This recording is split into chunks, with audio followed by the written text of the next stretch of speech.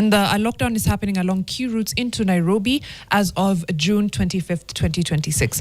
Major roads leading into the CBD have been blocked by police from early Thursday morning, and there's reported heavy deployment of armed officers, including anti-riot police officers. Now, police trucks are blocking the roads, and roadblocks are being mounted along Thika Superhighway, at Ruiru Footbridge, at the bypass, Githurai Underpass, and at Alsops. Matatus and private vehicles are being turned away, leaving hundreds of commuters stranded.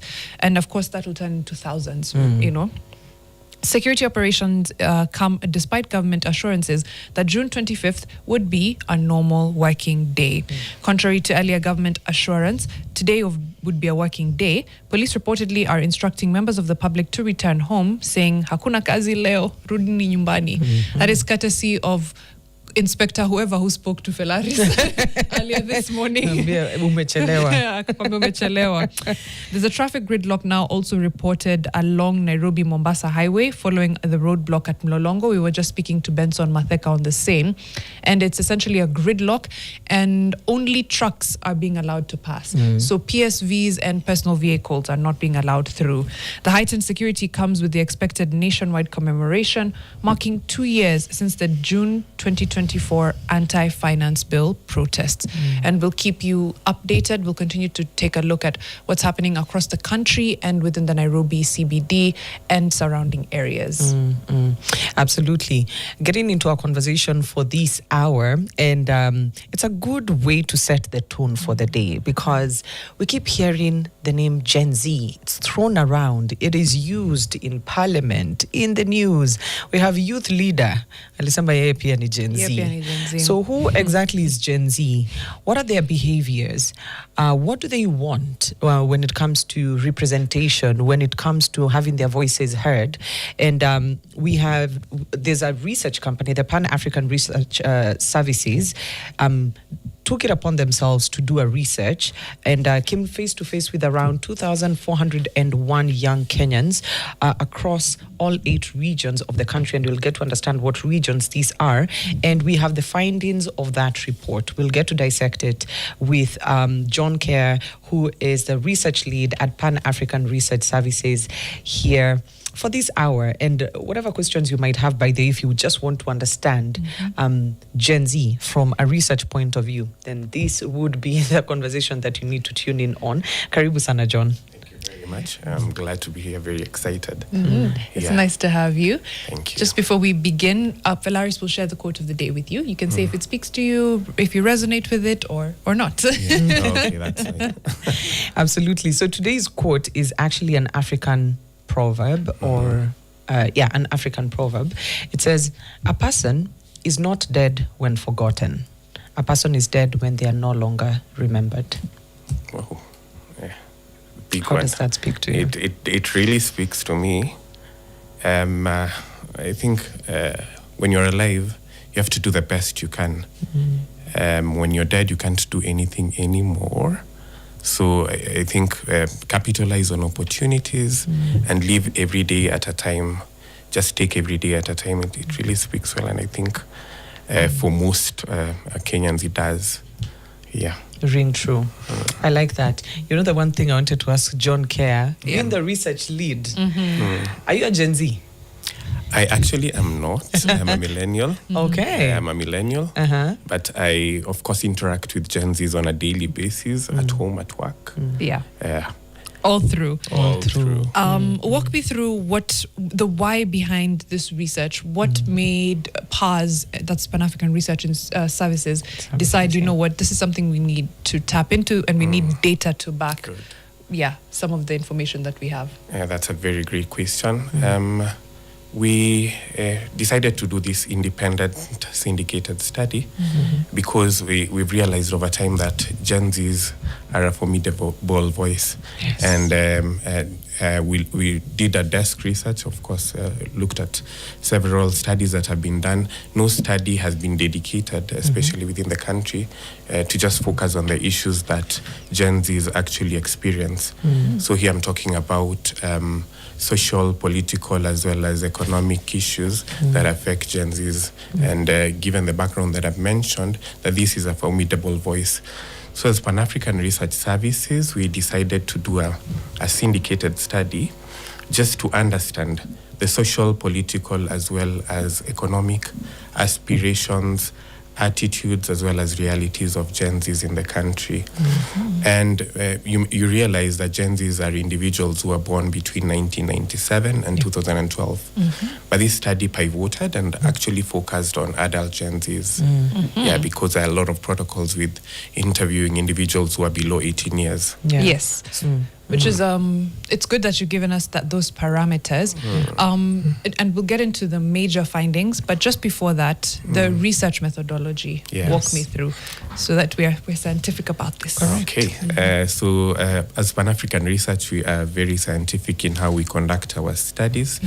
So what we use, and I'll break it down, we use a multi-stage stratified cluster sampling approach, where we stratify the country into the 8 former geographical regions.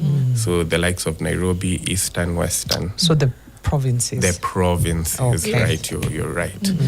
So from the provinces, we scientifically or purposively selected counties within those select provinces just to represent. And this was guided by thorough desk research and, of course, probability proportionate to size, where we focused on all the counties, but also purposively picked the counties where we felt we would elicit views from individuals that we wanted insights from, and basically that would be representative of all Gen Zs within those particular regions. Okay. At county level, we of course scientifically also selected the sub-counties, they're called constituencies politically, and of course the sampling unit was the enumeration areas.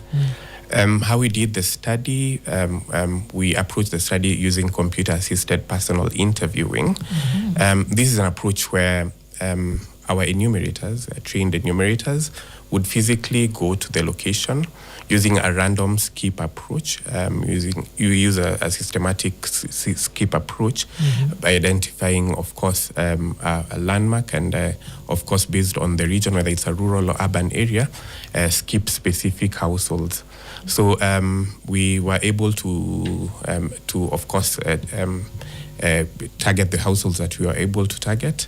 And of course, that was also reliant on population proportionate to size. What I mean is, if a region has a higher population, and in this case, a higher population of Gen Zs, it would ideally have a higher sample size. So Nairobi would generally have a higher sample as compared to maybe a county such as Garissa. Okay. Yeah. And then you sampled 2,401 Gen Z. 2,401 Gen Zs, you're correct. Okay. Now, let's go through the findings. What data stood out from you from this opinion survey? Yeah. Entirely, the data was very interesting. We noted that the key issues that Gen Zs actually felt, the main issues that they face as a group, is unemployment. Yes. I think we've had that time without number. Yes. They also highlighted that corruption is an issue that plagues them. So these limits them from actually capitalizing or accessing opportunities. What they mentioned are the key triggers to these particular issues that they face, poor leadership as well as corruption. That was mentioned by more than 3 in every 5 of the surveyed respondents, around 70% of the surveyed respondents. In terms of their participation, or whether they feel their voices are being heard, Gen Zs mentioned that they mostly don't feel their voices are being heard. This was mentioned by around 61%. That's a very significant proportion of Gen Zs, 61% of the respondents, despite the fact that they do participate in these public forums through community forums, public participation, online activism, and voting, though they do so occasionally. So they mentioned that they do so sometimes or rarely. Okay. So this is unemployment, corruption, we have political exclusion, we have matters inequality. Exactly. So all of these again strung together, these basically feeling very disenfranchised. And the percentages are also they're quite glaring. There. Outside of this, what other findings were there, especially on the socio-economic side of things? Because this is more social political. Yeah. In terms of social economic findings, we found out that Gen Zs actually seek freedom. They generally want to be entrepreneurs. So they be their own bosses. They seek money. Only a few, around 16% actually would want to be formally employed. Yeah, only 16%. So the freedom they seek is a freedom for them to do the kind of work they'd want to do. And in terms of that, we also try to assess the nature of the types of industry that they would be predisposed to. And those that stood out were the creative industry, right? STEM, so the science, technology, engineering, and manufacturing. But also they mentioned, if I can remember well, the service industry. Yes. Yeah. Okay. There's I want to go through the things that stood out for me. So, well, many things stood out, but maybe you can tell us a little bit more about some of these stats. Do you intend to vote in 2027? Wow. 95% of respondents said yes. Wow. Yeah. 95% of respondents said they do intend to vote. Now, my question would be, at any point during the survey, did you ask them if they are registered voters? Yeah, Of the 95% that said, I intend to vote. Of the 95% that mentioned that they intend to vote, did we really ask them whether they are registered as voters? No, we didn't, because we really rely on data that is actually existing, the IBC data, and that was what we were waiting for. But that would have been really interesting to just find out if these individuals who are citing that they would actually vote during the upcoming elections would actually vote. I think that would be a subject to consequent studies that we would do. It would be really interesting to find out and to triangulate the individuals who would vote and the actual fact of whether they have been are registered voters. Right. You know, it's maybe also to interrogate would be, yes, we want to vote. I'd want to understand the why. Because it's very easy to say the why is to get rid of corruption and the what, but what is their why? I think that's very important for us to interrogate. But we have Kevin Mutai on the line, who is giving us a spot check from where he is. Kevin, he's coming in from Malindi. Yes, Kevin Mutai, good morning. Good morning indeed. We are coming to you live from Malindi town in the county of Kilifi. And just to bring you up to speed on what's happening right now with regards to the planned 25th anniversary of the demonstrations that happened in 2024 with regards to the anti-finance bill in 2024. And right now, what you can see on your screen is that people are already up. It's quite a sunny morning and they are going about their daily duties. There are no signs of demonstrations in this coastal town of Malindi. And remember, it has always been like this. Also in 2024, we barely witnessed any gatherings with regards to the anti-finance bill protests. And like in Mombasa, where everything happened with regards to that particular issue, we received a notification yesterday from human rights activists in that particular town notifying members of the public that they had received a nod from the police officers to kick off their demonstrations at 9 a.m. in the morning. That's in the next an hour, 30 minutes. And they asked people to gather at Mapembeni, that's along Moi Avenue, for the protest. This is what they say. It's a moment to commemorate those who lost their loved ones in 2024. Again, advocating for the truth, accountability and justice for the lost lives during that particular year. On June 25th, 2024, Mariam, demonstrators largely organized through social media protested against the proposed tax increases with, of course, broader issues such as governance, corruption, accountability, unemployment, and the high cost of living. These particular protests in 2024 culminated in a breach of several key government institutions, including Parliament in the Coast region. We saw protesters lighting bonfires on major roads, blocking traffic and business activities across some of the major towns within the coast region. So this particular day is viewed by many Kenyans as a day of remembrance for those who died. Some of them were injured. The anniversary becoming a symbol of youth, civic engagement, and demands for accountability and proper reforms, feeling that the government perhaps is not listening to their grievances and probably resorting to going to the streets to just demand for them to be heard. Remember, this just comes a few days after President William Ruto assented to the Finance Bill 2026-2027, despite some of the concerns raised by Kenyans during public participation, and of course objecting some of the clauses proposed in that tax proposal by the government, which is now law actually. So we're expecting activists to organize these commemorative activities, marches around different parts of the country. Of course, as I said, in Mombasa, definitely we are going to see quite of activity there.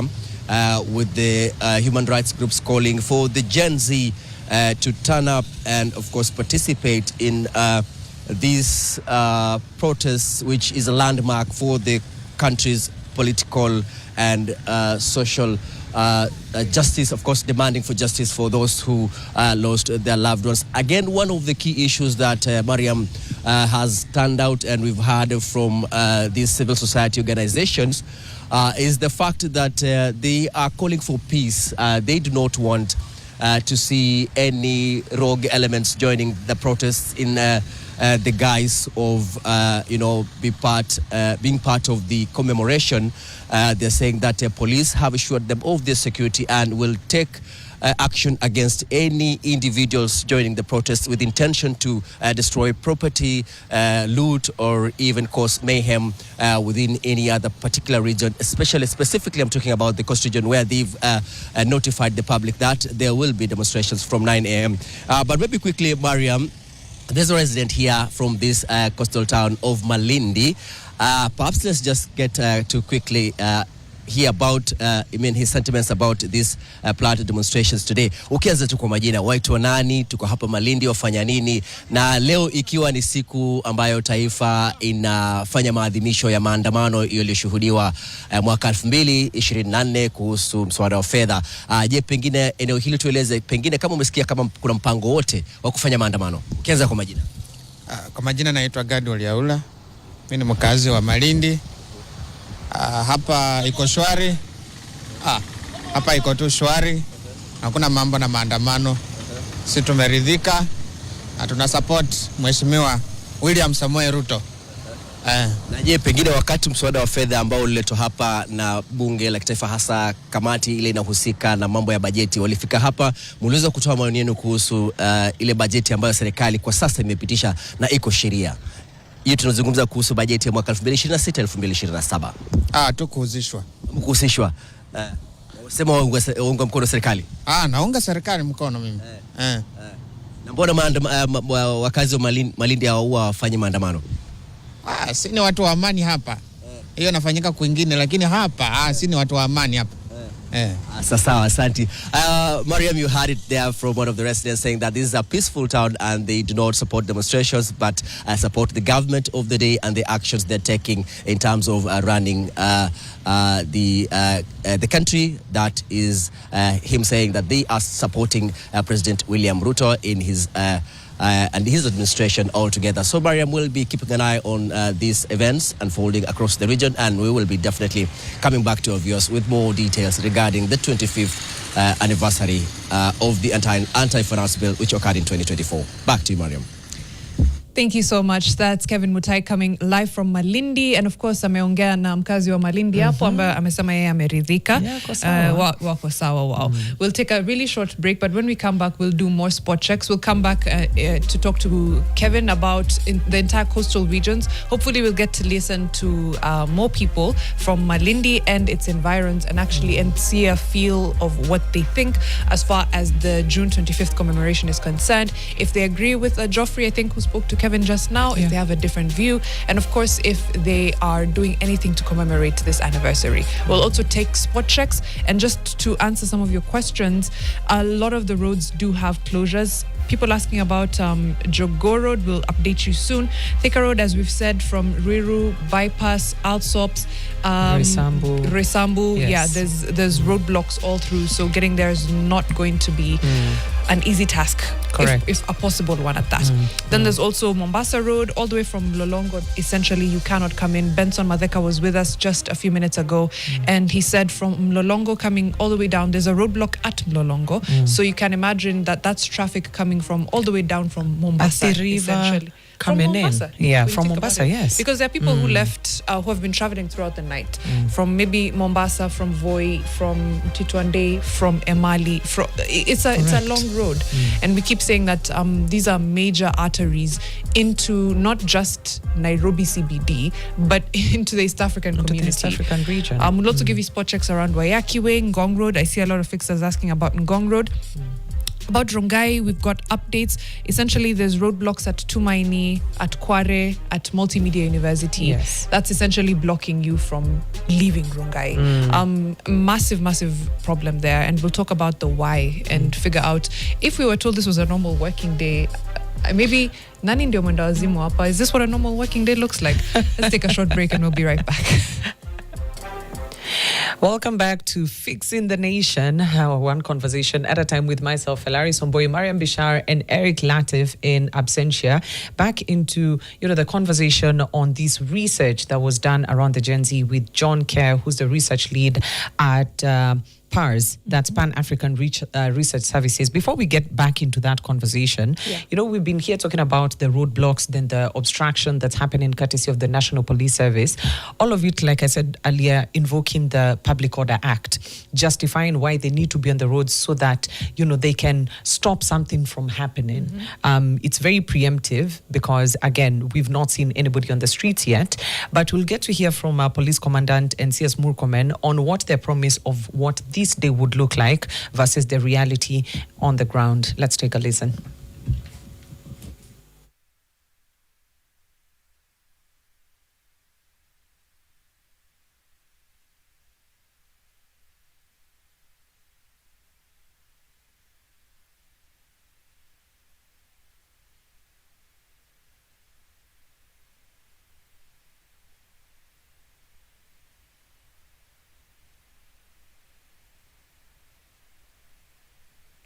This is the police commandant coming to give a statement, and of course Kipchumba Murkomen, CS for Interior, also gave a statement, and it'll be good to hear from both of them. Correct. So that we know, we can actually thread and figure out what communication was given about this day. Correct. And then where does everything that's happening exist within the law, because this is essentially curtailing the freedom of movement of Kenyans. Why? What is the reason given? You for some reason have to justify your movements right now as you try to access anywhere close to the Nairobi CBD. Correct. You have to be a truck driver, you have to or you're not allowed. You're not right? allowed. But then they should also justify this roadblocks and why they are happening. What exactly is What is the reasoning behind What's it? the reasoning behind it? So we'll get to listen in to the police commandant, as well as a CS for Interior, Kipchumba Murkomen, and their statements. And hopefully later on, we'll also listen to President Ruto, who spoke of this also being a regular working day. That's the thing. And we keep asking ourselves, Wagwan, what's happening? This was meant to be a regular working day. It really was. Yeah, let's begin with listening to the police commandant as well as the CS for Interior. We have not received any formal notification from any quarters in all the police stations within Nairobi and the neighboring counties. That means we are not aware of anything. IG does not receive notifications. For clarity, the law talks about the officer commanding station of a local area, anywhere in the Republic. So any of the protests, any of the picketing for purpose of law and order, that notification in the law is presented to the officer commanding station. To the parents to restrain their children from coming to town and doing unlawful activities. That will be dealt with. The police are in receipt of a notification by some citizens who would like to engage in public demonstrations. The government respects the constitutional rights of all Kenyans to peacefully assemble for whatever reason on any day, any time. We have information that in a number of counties, particularly, I don't want to profile the specific counties, but counties near Nairobi and thereabout, that criminals are being mobilized to attack businesses of leaders and business people who are associated with the government. And so we are aware of some businesses, supermarkets. So I think those two clips speak for themselves. It's a government speaking from both sides of, both sides of the mouth. The police commandant saying they're not in receipt of any notice. Correct. And that it should go to the OCS, or the officer commanding a station, Correct. to notify them of any planned protest. Okay. The CS for Interior saying they have indeed received a notice for planned protest, but they also have intelligence that there's goons being mobilized to disrupt. Wagwan. What exactly is happening? It's again two things shaping out here. That the intent, the 25th has been a significant day. It happened last year. It was going to happen this year. Conversations around the commemoration of the victims of 25th, 2024 is not news to the authorities or the government. And the high-handedness that we've had from coming from different quarters of the government speaks for itself. But at the same time, now seeing and waking up to the reality of a proper disruption of business is another reality that we need to understand. Where is this coming from? Is this meant to address the issue of the goons that they have intel about? Is it meant to stop people from gathering and assembling? What is the intent behind it, and where are these orders coming from? Because the people from above are speaking something completely different, and then the juniors on the ground are doing something completely different. Once again, we see a very disconnected machinery, but at the end of the day, we keep asking, who does the chaos benefit? Who does the chaos benefit? And ultimately, who is in charge? Where do the orders come from? Correct. Because if it goes all the way up the chain of command.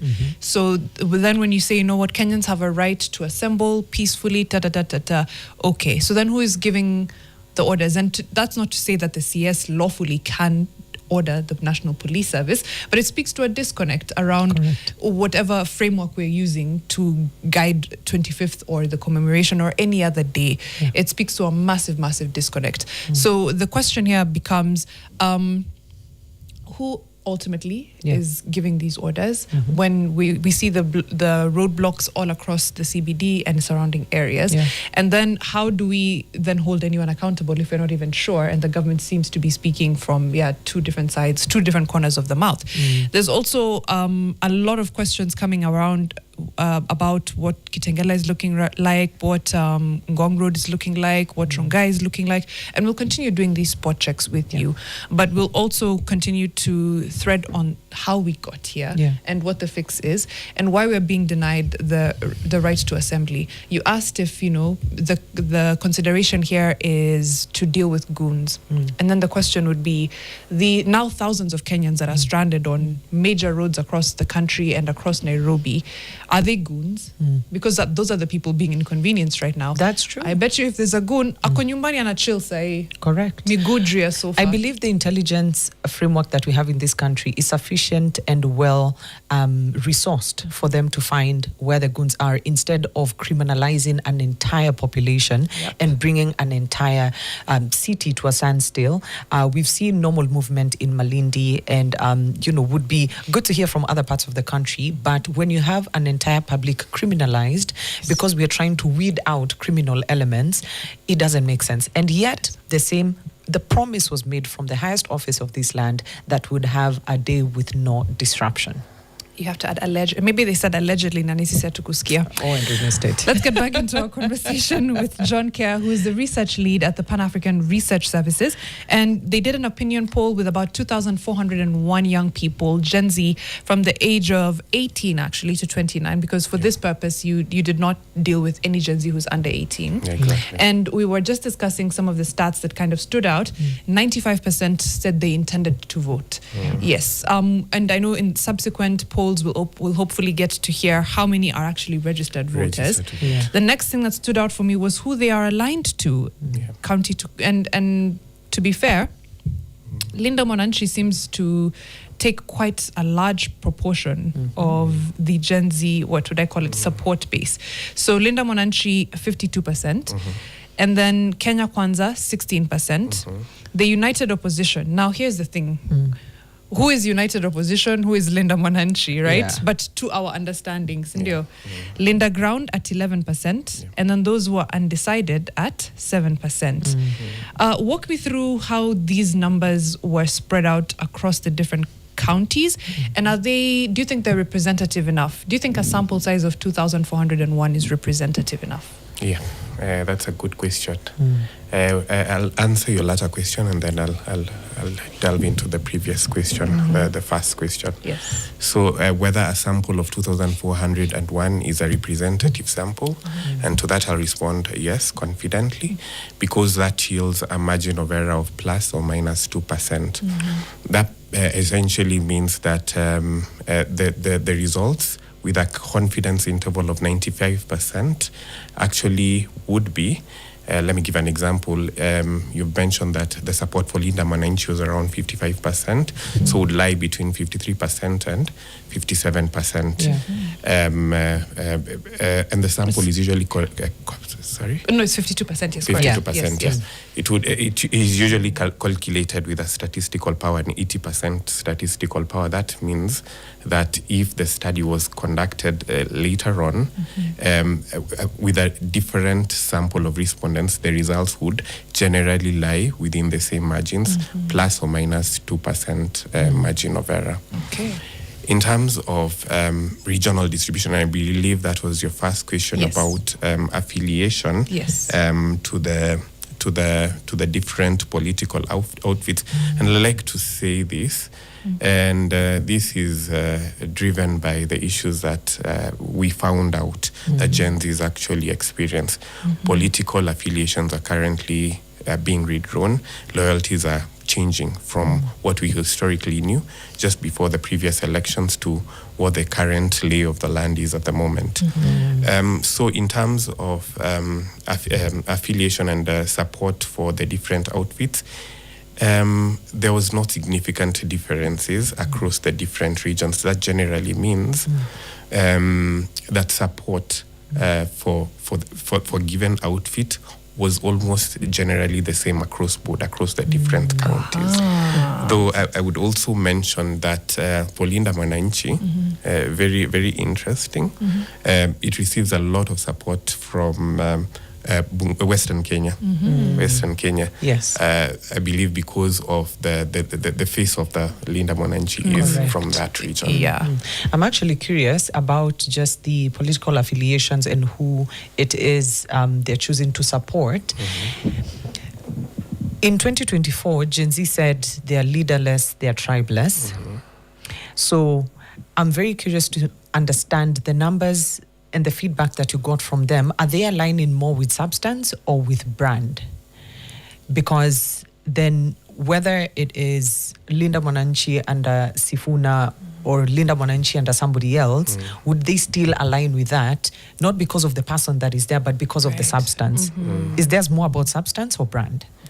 I would say this, and this is based on the qualitative feedback that we received from the Gen Z themselves. They're more aligning to substance as opposed to the brands. I think this has, and I would say this has been triggered by the issues that they have experienced, and from their point of the bargain, they feel the issues are not really being addressed. So what they're looking for is an individual or a political person who would actually sit at the table with them and address these issues that they're facing. Issues such as unemployment. They've been talking about corruption in the country that they feel is not being addressed at all. Yeah. And second to that, the numbers, because over 95% of them said they'll vote. Do they trust in the system that will deliver that election? Would they actually then believe the outcome once the results are announced, because they will come from the very same system that they're very critical of? Yeah. That would align with the feedback that I gave about whether they have a trust in leadership. That would also align to trust in structures that we have politically. 61% mentioned that they do not feel their voices are being heard, so they do not feel the political class is actually delivering in terms of just addressing the issues. So I would say this, and this relates to the question that you asked, mostly no. Yeah. Okay, so participate in an election, but the outcome would be very questionable because they don't believe in the system or the institutions. Yeah. The IBC has a tall task, and of course we as the media have a very tall task as well. That's true. The judiciary has a tall task. There's some coordination that's needed. I'm looking at some of the other data that stood out, just the things that may not immediately but they kind of stir something in the mind. From their affiliations to political outfits, Kenya Kwanza is supported by 16% nationally, with a 47% support in Northeastern. That speaks to me, and we've mentioned this on the show before. I think over the last 2 years, we've seen President Ruto build a voting bloc in real time, and now enjoying 47% from that voting bloc. And this comes from scrapping the requirement for IDs, holding a national celebration in Wajir for the first time, and saying barabara kutoka Samata riende and so on and so forth. And it's good to see the things that are intangible kind of become tangible. When you look at areas that are marginalized, are they leaning more towards the opposition or towards the administration of the day? With Northeastern, we can already tell. Well, I don't know if it's 47% and then the rest, the other 53 goes automatically to the opposition. But tell me about marginalized areas and the young people of those places and how they are feeling. Yeah.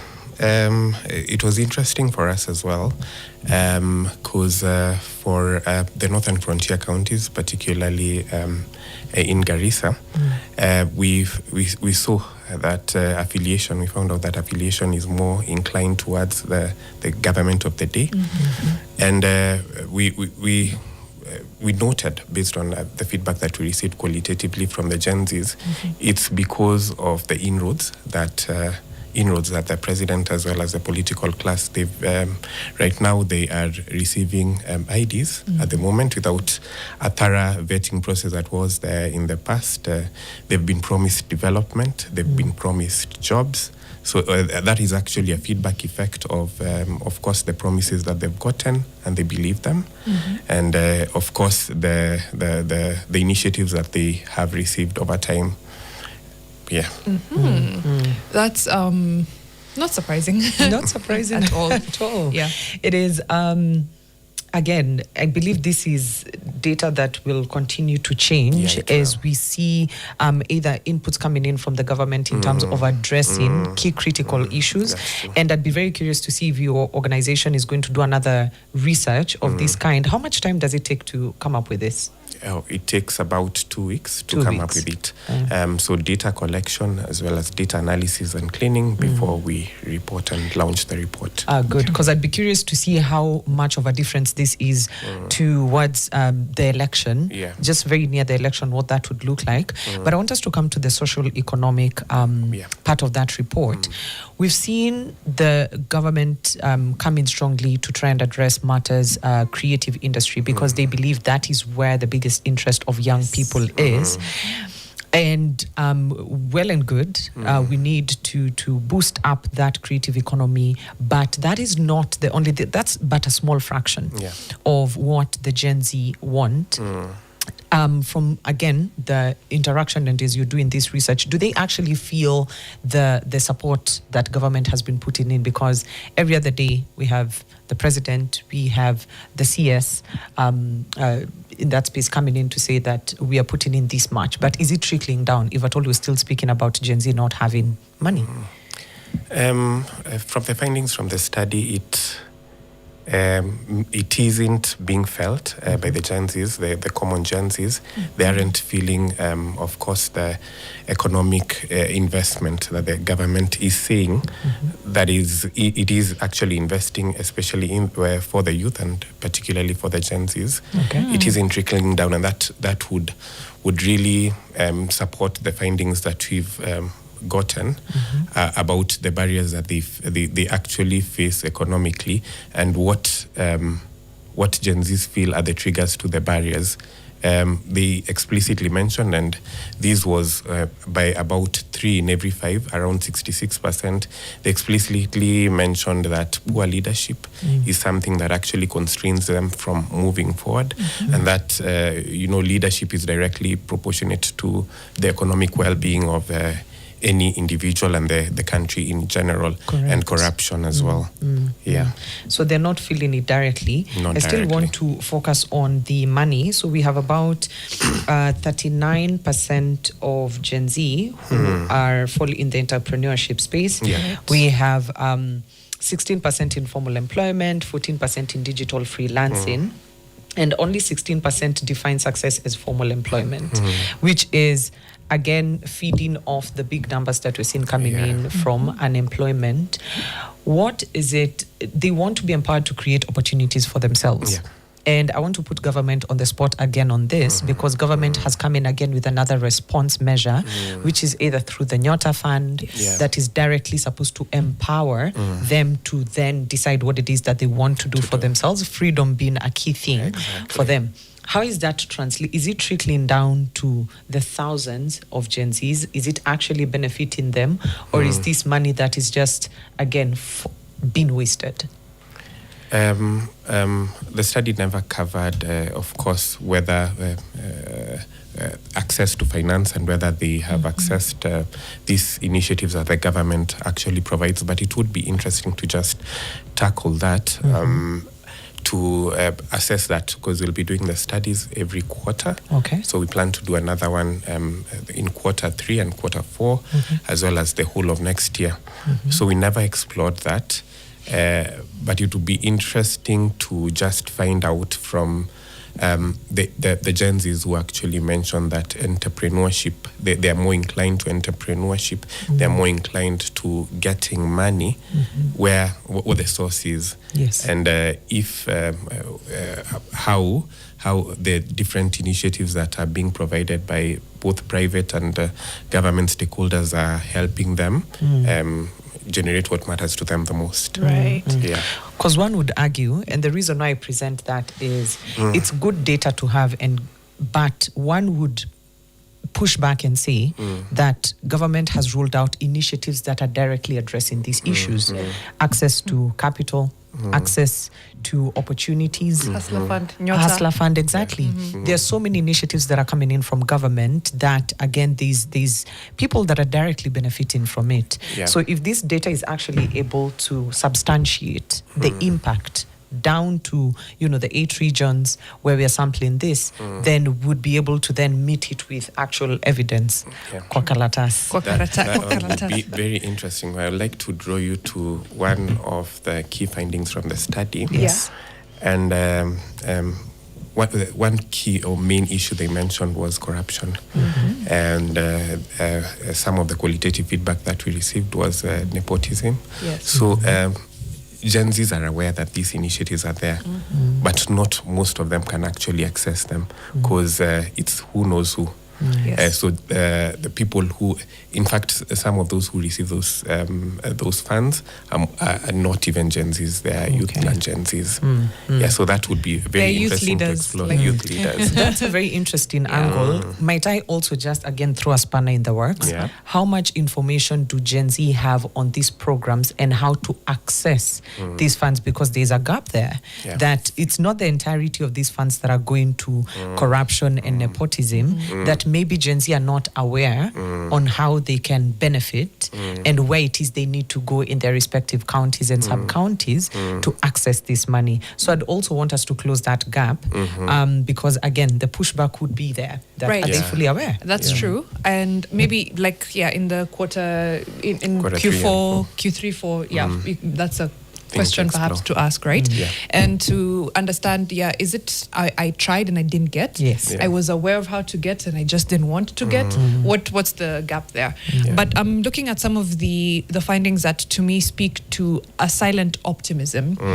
There's those who have confidence in finding meaningful work remains at 85%. Whether they are very confident, somewhat confident, or very confident or somewhat confident. That's 85% of young people. That to me speaks to an optimism, despite the rate of unemployment, despite the lack of trust in leaders and what the other data shows. Then there's also the fact that 95% of them will vote. Voting, the intention to vote also speaks to meaning.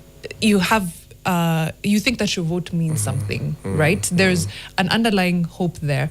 What other stats or data did you get that speaks to something that is hopeful about this young generation? For me, those two stood out as something that says, you know what, these are people who are locked in. Things are not working right now, but they are looking forward to a time Very when they will find optimistic. meaningful work. Yeah, they're optimistic, and they will be able to vote and get change for themselves and their future generations. Just to add on to what you've said, they're actually cautiously optimistic about finding meaningful work in the future. And somewhat very confident, and somewhat actually is some level of confidence about finding meaningful work. Right. But that is tied to the question about them actually voting. And for most Gen Zs, they want change, and change that would benefit them directly. They want to benefit directly. They want to get these job opportunities. They want to be their own bosses. They want to get money that would sustain them or their families. What I found interesting was Gen Zs actually seek freedom. They want to be entrepreneurs. Right. They do not want to be formally employed. Most of them actually. Only 16% would want to be formally employed.